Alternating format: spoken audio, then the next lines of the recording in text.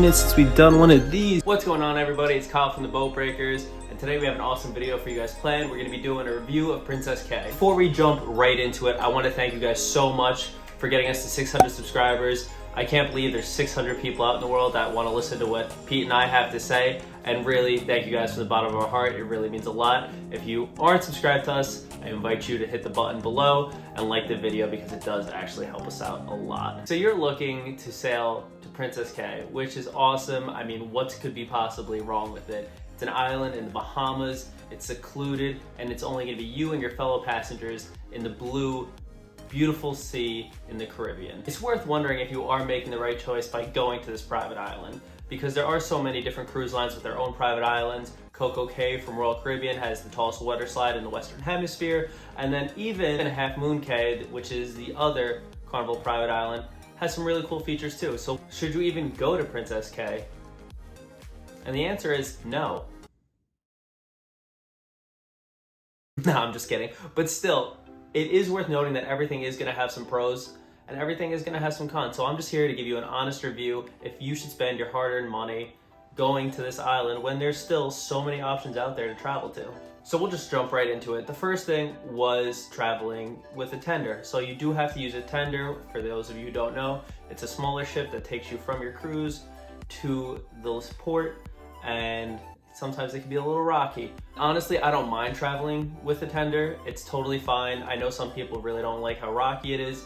That doesn't bother me, but what does bother me is a lack of communication that came from Carnival when I just sailed last month. For a little bit of backstory, I was traveling with my family and we did have some kids. We did wait till a little bit later in the morning to get on the tenders. So before you get on the tender, you have to go towards guest services and get a ticket for that tender. So it goes from 1 to anywhere to 100. And basically we stood around guest services and just wondered where the tickets were, and they said that they ran out of them and they were going back to print some more and to stick around shortly. But 20 minutes goes by, 30 minutes goes by.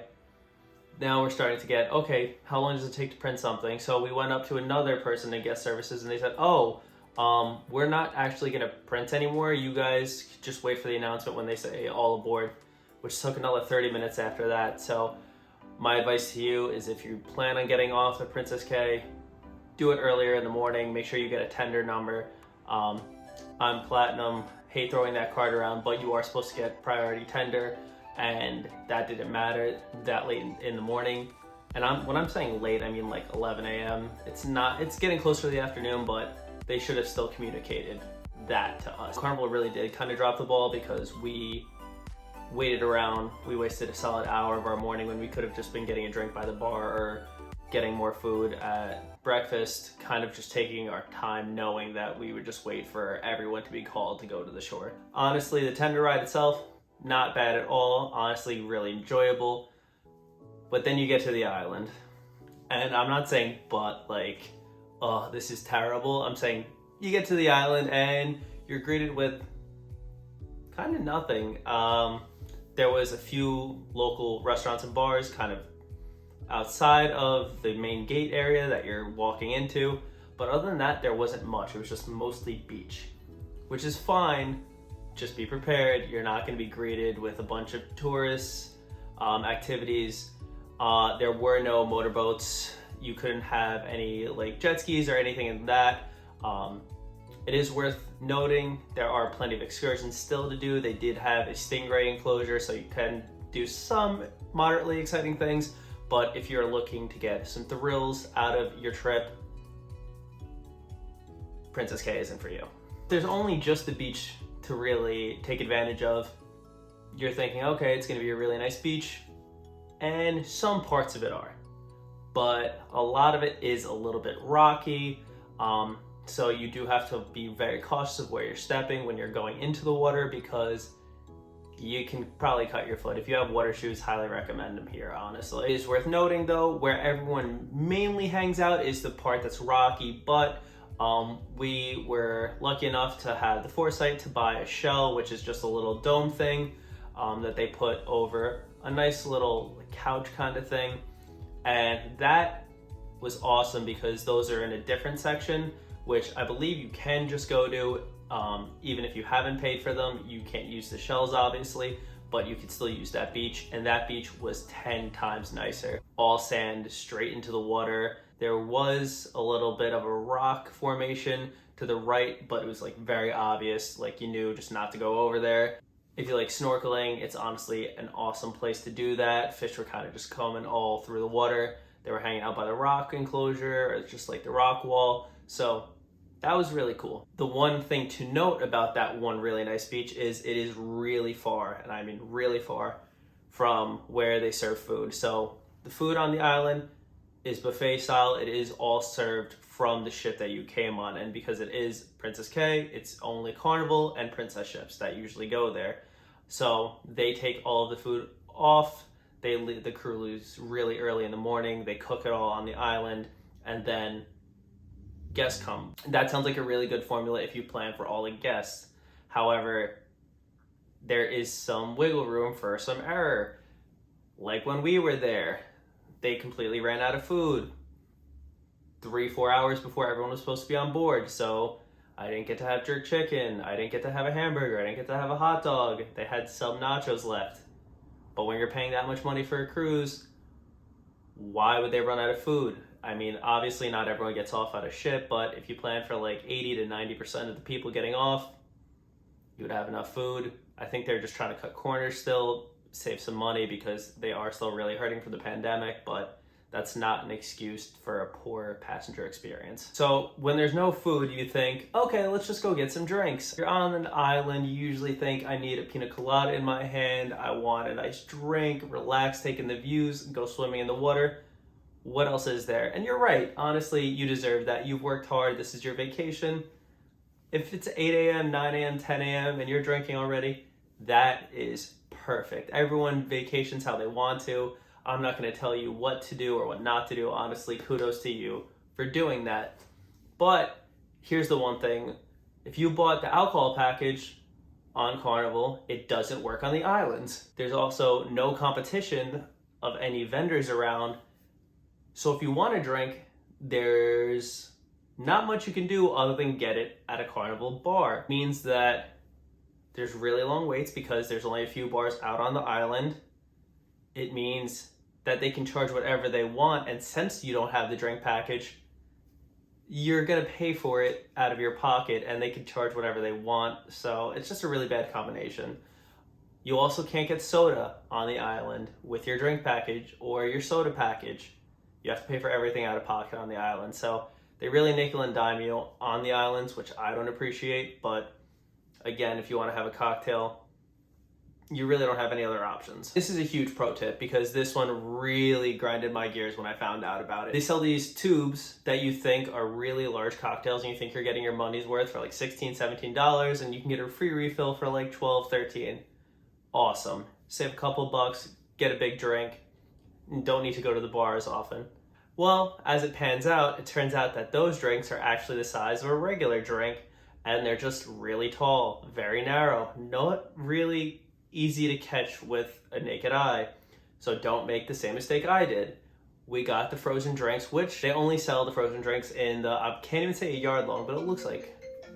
Sorry, my dentist called. I got a couple things got to fix up here, you know. But before I was so rudely interrupted, I was telling you about a trick that you should not fall into. Carnival is very sneaky with some of the things they do, and this is probably the biggest trap of them all on the island. So they do sell these yard longs that you can get. I'll post a picture with me right here of it. Please beware of that glass. This is a yard long that you think you're getting a great deal on because it's $16, $17 at first, and then refills are $12 or $13. And they come in frozen cocktails only, but that's fine. You think you're getting a great deal, so you get a pina colada, you go sit on the beach, you finish it, life is good, right? Until somebody like me finds out that you go to the bar, you order a regular drink because you don't feel like paying for another frozen drink. You know, you get kind of full after you have one of them, and you dump it into your finished container. Just to come to realize that that container is only as big as the small drink that you just dumped in because it filled it to the top. So, you know, It's a little bit of a marketing ploy, and I fell for it. So, you know, a regular drink's only about $10, $11 on the island. So even though the refills are only 12 to 13, you think you're getting more. Well, in actuality, you're still getting the same amount for even more money. So definitely be very wary of the frozen drinks, because that is the trick that I feel like I've seen a lot of people fall for, especially when I was in the island. I feel like every adult had one of these cocktail containers. I'm not going to call them a yard long because they are not a yard long. But every adult had one, just walking around knowing that they got a good deal. More so thinking that they got a good deal. You catch my drift here. But I do have to say, as a whole, Princess Cay is a beautiful island. There is some very, very, very clear blue water. The sand feels fantastic. It's very soft, white sand on your feet. You aren't getting patronized by a bunch of people trying to sell stuff, because it is only Carnival employees on the island. You're not going to have somebody come up to you while you're tanning, block the sun, and then try to sell you some little tchotchke for a couple bucks. Everyone's very respectful of your space. Everyone understands that it's just Carnival employees. They're not pedal pushing anything onto you. So it is a really nice place to relax and just kind of zen out. That being said, if you're going to spend your hard-earned money somewhere, I just want to make sure that you have all the facts. Would I personally go back to Princess Cay? No.